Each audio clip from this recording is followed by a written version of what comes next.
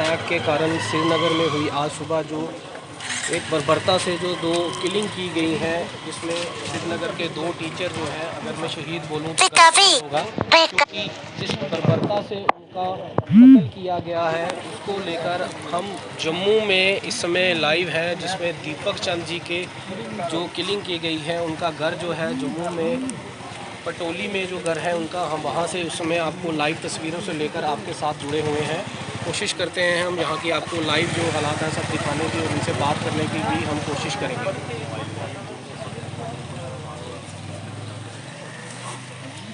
Live तस्वीरें जो एक बहुत बड़ी दुखद खबर जो इस समय जम्मू कश्मीर में सुबह जिस तरह से 2 टीचर्स का जो किलिंग की गई है, उनमें से जो दीपक चंद जी हैं उनका घर जो है जम्मू में पटोली एरिया में उनका घर है, जिसकी लाइव तस्वीरें अगर आप देखें तो हम आपको लेकर इस समय साथ जुड़े हुए हैं, कोशिश भी करेंगे बातचीत करने की।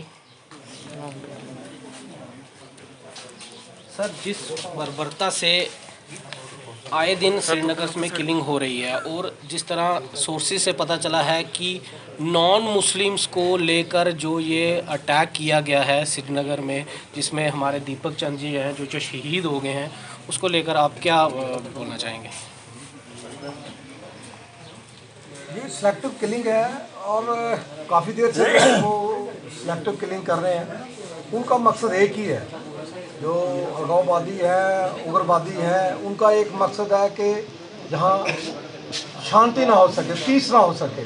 काफ़ी देर से आप देख रहे थे जब ऑल आउट ऑपरेशन चल रहा था तो थोड़ी पीस आ गई थी, लेकिन जब अभी बात चल रही थी कि जो हमारे माइग्रेंट्स जो हैं उनको वापस वहाँ बसाया जाए, तो फिर उन्होंने सोचा होगा कि ऐसे सिलेक्टिव किलिंग से लोग घबरा जाएंगे, वहाँ नहीं जाएंगे। ऐसा नहीं होगा। कश्मीर हमारा अपना है, कश्मीर में लोग नौकरी करने भी जाएंगे, वैसे भी कश्मीर में जाएंगे, लेकिन जब पाकिस्तान के इशारे पे ये सारा कुछ चल रहा है, तो आप जानते हैं कि अभी थोड़े दिन पहले भी इन्होंने किलिंग की। कल एक उन्होंने एक गोलगप्पे बेचने वाले की किलिंग, उसका क्या कसूर था? ये तो एक टीचर थे। अब इनकी फैमिली में आज बैठे हैं, तो सुबह जब यहाँ पता चली तो पूरे मोहल्ले में जो है लोग, एक ऐसा दुखित माहौल पैदा हो गया। एक सारे जो उनको जानते थे रोने लगे कि हो क्या गया, इतना अच्छा लड़का जो कि उनके बारे में वो अच्छी बात करता था। जहाँ मुझे फैमिली से भी पता चला, वो हमेशा यही कहता था कि वहाँ सारे लोग गलत नहीं है, वो भी, उनको भी कुछ तकलीफ़ें हैं। वो इस तरीके से वो उनकी बात करता था। वो एक अच्छा इंसान था, उनके बच्चों को पढ़ा रहा था, लेकिन उसको मार के क्या मिलेगा इनको? तो ऐसा वो जो अपने मकसद में कभी भी कामयाब नहीं होंगे, जैसा भी वो उनकी जो सोच है। तो इसलिए हमारी गवर्नमेंट से यही अपील है कि थोड़ी सख्ती की जाए, और हमें उम्मीद भी है, हमें पूरी उम्मीद है कि जिन्होंने ये अंजाम की, जिन्होंने ये जो अपने किलिंग की है, उनका भी यही अंजाम होगा। कुछ ही दिनों के बाद उनका जो अंजाम होगा। अब भी पहले आप देखिए कि वहाँ जितने भी वो ओवरग्राउंड वर्कर भी हैं, या जितने भी ये उग्रवादी जो नेवी जो ज्वाइन कर रहे हैं, तो उनका खात्मा हो रहा है। तो इसके लिए जितने भी हमें कंडेम हम कर सकें, इसको करना चाहिए। और जम्मू में जैसे माहौल है कि हम सभी जो अपने लोग चाहे किसी भी मजहब से हों, सारे मिलजुल के रहते हैं, प्यार से रहते हैं। तो कश्मीर में कुछ लोग जो है वो गड़बड़ करना चाहते हैं, वो अपने मकसद में कामयाब नहीं होंगे। हमारे साथ इस समय बीजेपी के जो वरिष्ठ नेता हैं एमएलए सत शर्मा जी, वो भी इस समय हमारे साथ यहाँ पर जुड़े हुए हैं, उनसे भी हम बात करने की कोशिश करेंगे।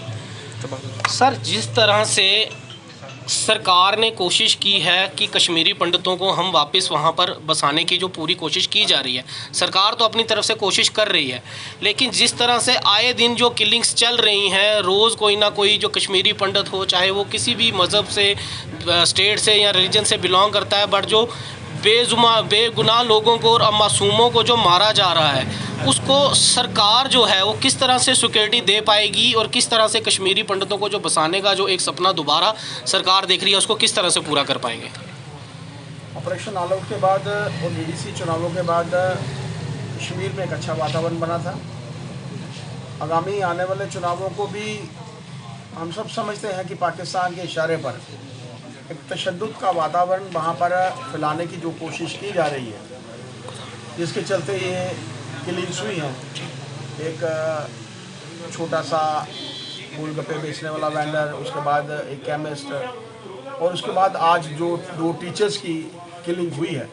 निहत्थे लोगों के ऊपर वार करना, पाकिस्तान के इशारे के ऊपर कायराना हरकत करने वाले लोगों को बख्शा नहीं जाएगा। इनकी शहादत जो है वो बेकार नहीं जाएगी, मेरा एक मानना है। सर कहीं ना कहीं ऐसा लग रहा है कि जो इस समय जो टेररिस्ट हैं वो कहीं ना कहीं दहशत जो है वहाँ पर फैलाना चाह रहे हैं, वहाँ पर कि जो कश्मीरी पंडित हैं वो वहाँ पे ना बस पाएँ। ये बिल्कुल ठीक कहा आपने।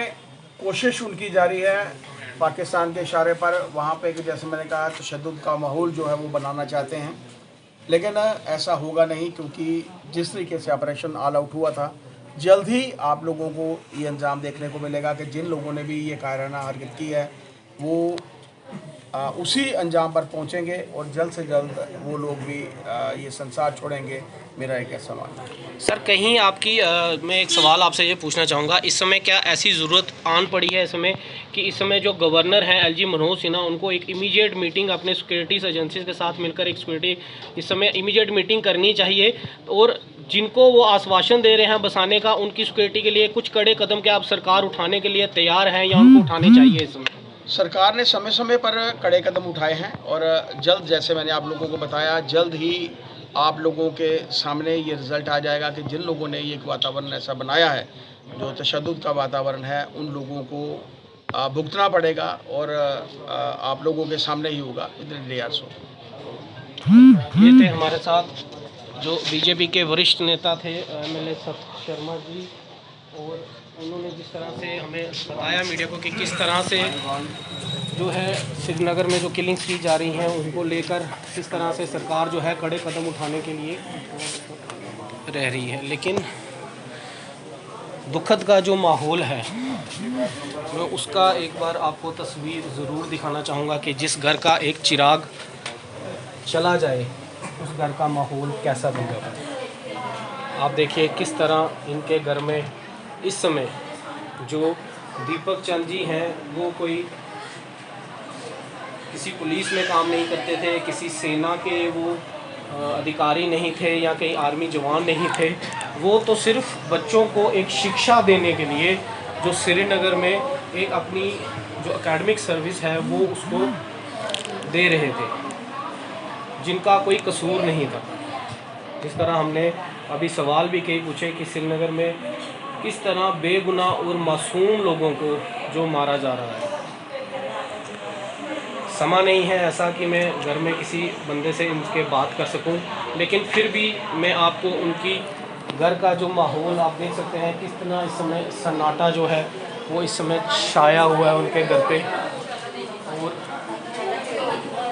दुखद समाचार जो सुबह सुबह ही उनके घर पर मिला, सन्नाटा सा जो है पूरे घर पे छा गया हुआ है। शायद कल इनके घर में ऐसा माहौल नहीं होगा, बहुत खुशहाल होंगे, इनके घर में बात भी हुई होगी, लेकिन अब जो माहौल है उसकी तस्वीरें कुछ अलग हैं। कोशिश करेंगे बात करने की। माइक लगा के माइक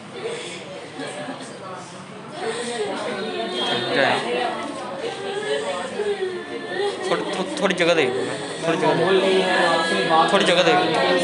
फिर भी मैं ये जानना चाहूँगा कि आपकी आखिरी बात जो है दीपक चंद से कब हुई थी? ओके चलो ओके।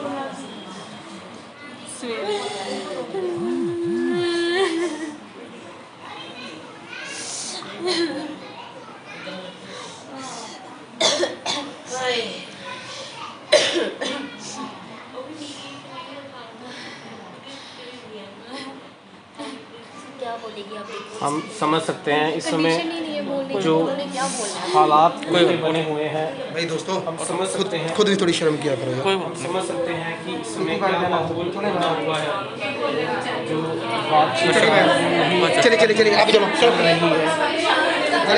सुबह यही कह रहे हैं हम लोग, चले भाई।